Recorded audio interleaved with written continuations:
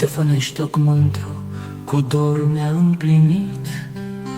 Oameni gospodari, cu suflet luminat, din istoria veche, un viitor curat. Ștefănește, sat de poveste, cu istorie în suflet, ce ne unește. Pe răut te privește cerul senin, satul nostru drag mereu divin. Boierul Ștefan, legenda ne-a lăsat, cu trudă și visuri satul a înființat. Din ciuciula glodei, cu brațe de fier, au clădit o vatră, un loc de plin mister. Oameni gospodari, cu suflet luminat,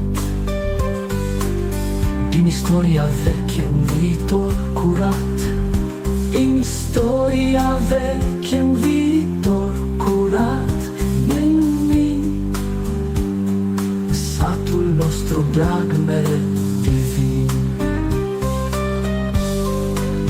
Boierul Ștefan, legenda ne-a lăsat, cu trudă și visuri satul a înființat.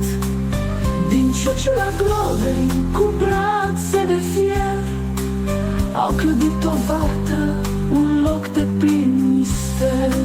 Ștefănești, sat de poveste, cu istorie în suflet, ce ne unește.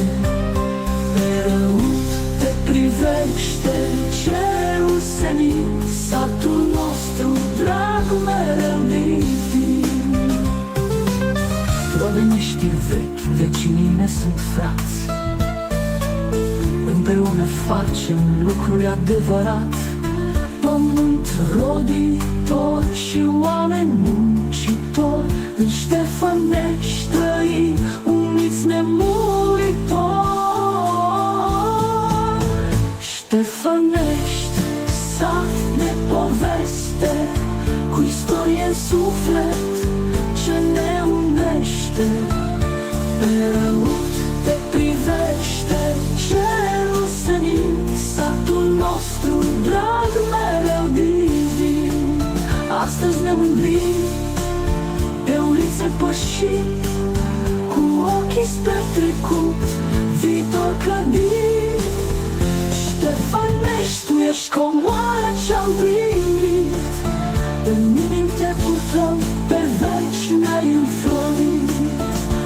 Astăzi ne mândrim, pe ulițe pășim, cu ochii spre trecut, viitor clădim. Ștefănești, tu ești comoara ce-am primit, în inimi te purtăm, pe veci ne-ai înflorit.